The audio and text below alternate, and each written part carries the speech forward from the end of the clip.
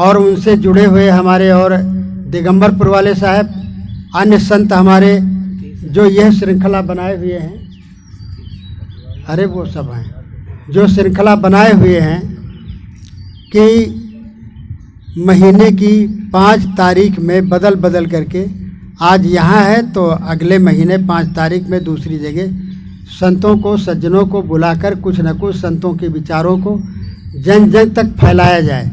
ये बहुत ही मंगलकर कार्य है और होना चाहिए और सबको करना चाहिए। भक्तों को भी इस ओर बढ़ना चाहिए कि इस पर संकल्प कर करके और हम जहाँ तक हो सकें वहाँ तक हम इससे जुड़ें, सत्संग से जुड़ें। ज़रूर अपना समय निकाल करके वहाँ जाएं। आप लोग यहाँ आए हुए हैं और हम देखते हैं कम ही संख्या में हैं सज्जन हमारे, और हम चाहते थे कि मरीज ज़्यादा हैं। डॉक्टर तो बहुत बैठे हैं, डॉक्टरों की संख्या बहुत है, सब इंजेक्शन टेबलेट लिए तैयार हैं, लेकिन मरीज नहीं हैं तो सब स्वस्थ हैं। इतने लोग बैठे हैं, सब भक्त हैं, साधु संत हैं, दवाई किसको दी जाए? तो चाहिए कि हम अपनी अपनी कमियां दूर करें। जो हमारे जीवन में कुछ कमियां हों, कुरीतियां हों, गड़बड़ियां हों, कुछ भी अगर कहीं पर कोई अंधेरा हो, मिस्टेक हो, तो उसको हम दूर करने का प्रयास संतों की वाणी के द्वारा करें, तभी हमारा कल्याण होगा। सत्संग का मतलब ही होता है सत्य का संग करो। जीवन में जो झूठ है, जो दोष हैं, जो दुर्गुण हैं, जिनके द्वारा हमें अशांति, चिंता, दुख, क्लेश, कष्ट और जो है दुख मिलता है, वह न मिले, इसके लिए ज़रूरी है कि हम प्रयास करें।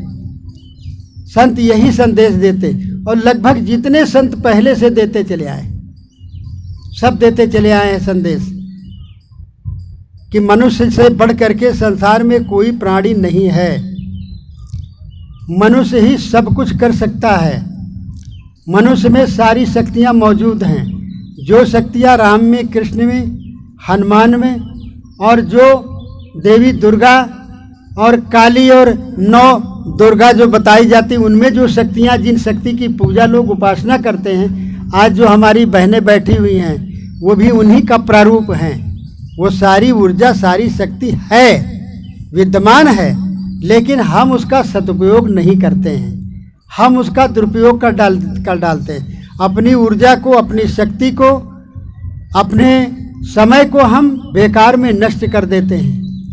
तो आइए हम अपनी शक्ति को अपने सदुपयोग में लगाएं, रचनात्मक कार्य करें।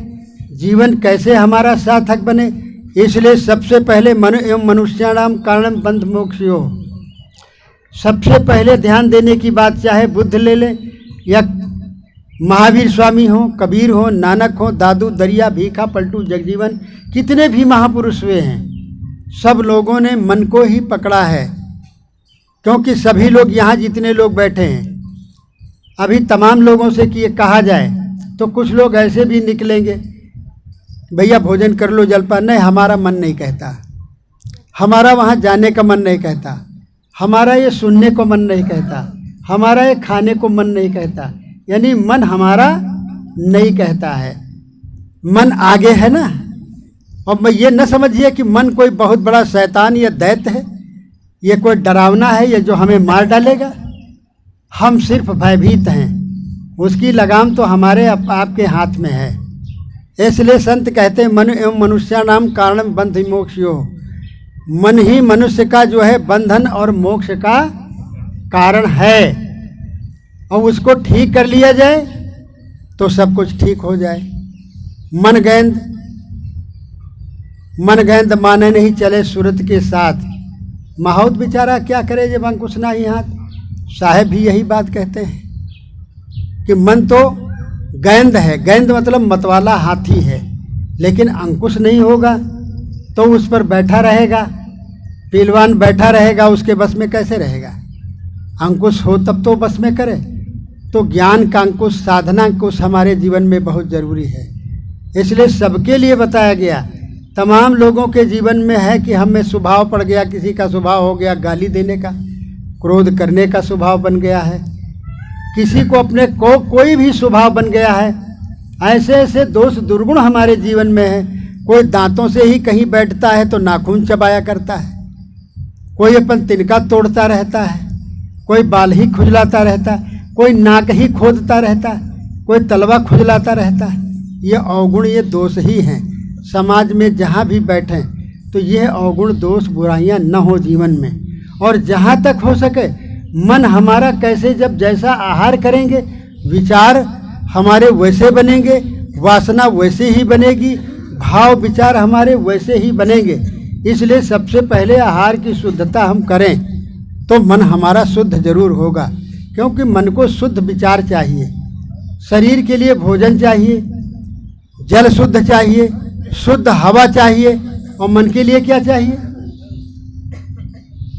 आज हम शरीर के लिए देते चले जा रहे हैं, सब कुछ देते हैं, हर उपाय करते हैं, लेकिन मन की खुराक हम नहीं देते हैं।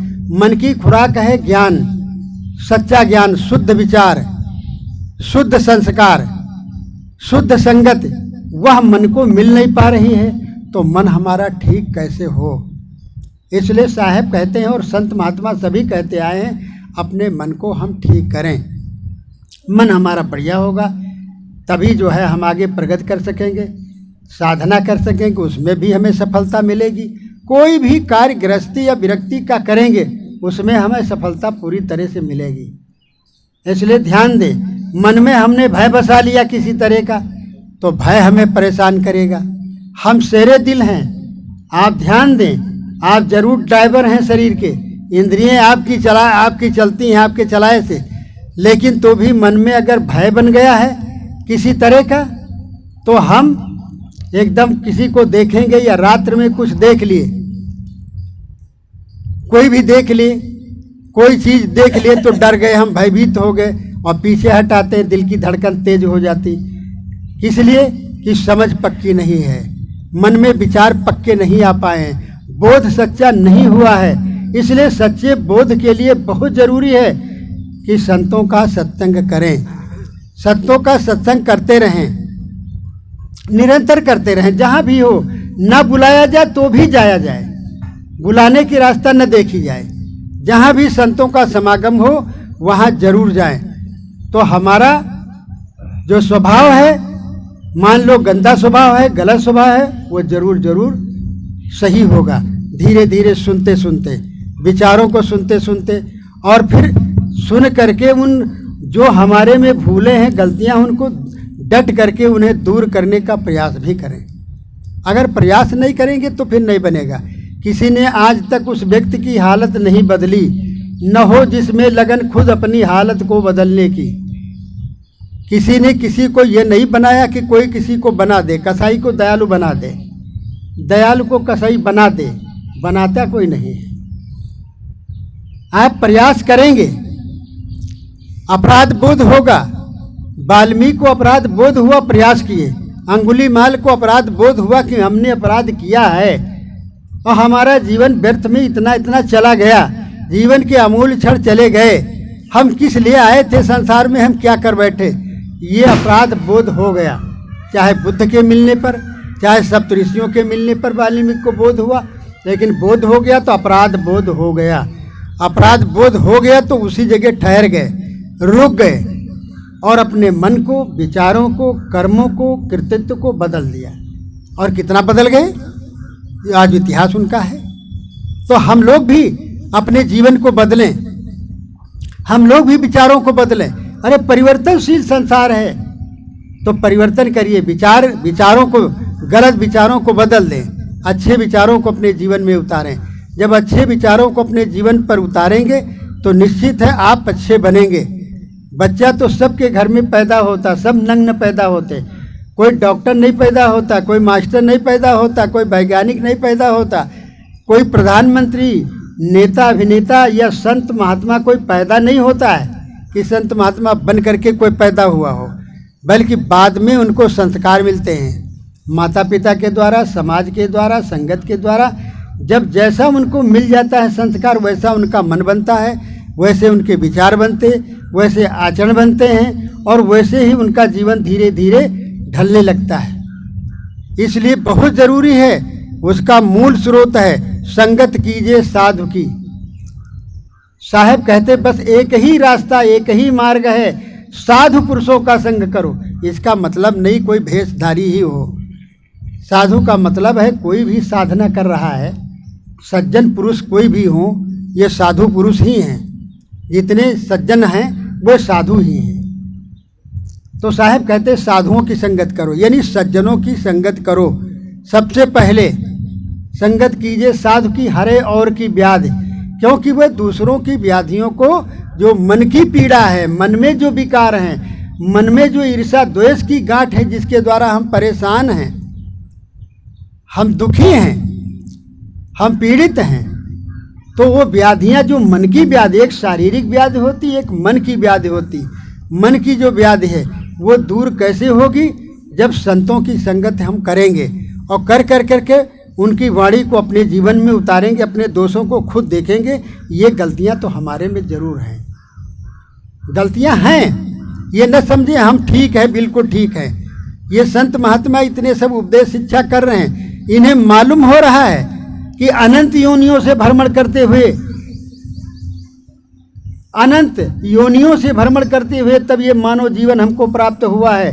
पशु पक्षियों की योनि में जा करके हमें घूम करके भ्रमण करते हुए जीवन मिला है। तो किसी न किसी कोने में, हमारे मानव जीवन के कोने में पशुता के गुण हैं, जो संतों को दिखाई देते कि हाँ ये पशुता है। उस पशुता को दूर करने के लिए प्रयास करते हैं, कुल्हाड़ा चलाते हैं, पत्थर फोड़ते हैं, अज्ञानता का, विद्या का, अज्ञान का पत्थर फोड़ते हैं कि किसी तरह उसमें देव की और उसमें मानवता की मूर्ति निखर आए, संत की मूर्ति, सज्जन की मूर्ति निखर आए, किसी तरह इनके मन विचार वाणी कर्म ठीक हो जाए।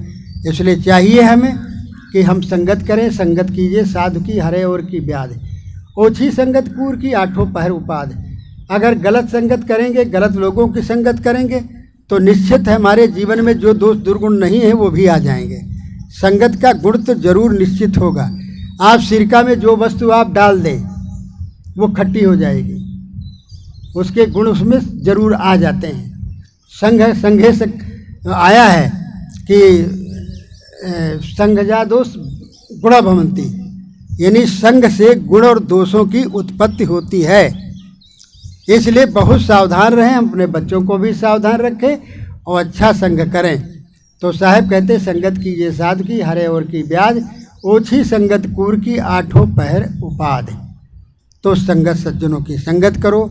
मन सबसे अग्रगामी है तो मन को ठीक करें, मन में दूषित विचार न हो हमारे जीवन में। जैसे कि आप ध्यान दें, आजकल सब में, सबके पास मोबाइल है, मेमोरी है, उसमें आप जैसा जो कुछ प्रोग्राम्स आप डाल लें और वही आपको, जब बटन आप दाबेंगे तो वही आएगा प्रोग्राम आपके यहाँ। तो इसी तरह से हमारे जो दिमाग में, दिल दिमाग में ऐसी चीज़ें ना भरें जो हमारे मन को, हमारे विचारों को और हमें पतन की ओर ले जाएं। ऐसे विचार हमारे मन में, हमारे मस्तिष्क में ना आने पाएँ, इसके लिए सावधानी रखें। सावधानी ही साधना है, सावधान रहें, बस साधना हो गई, बस कल्याण ही कल्याण है। बोलो सद्गुरुदेव की।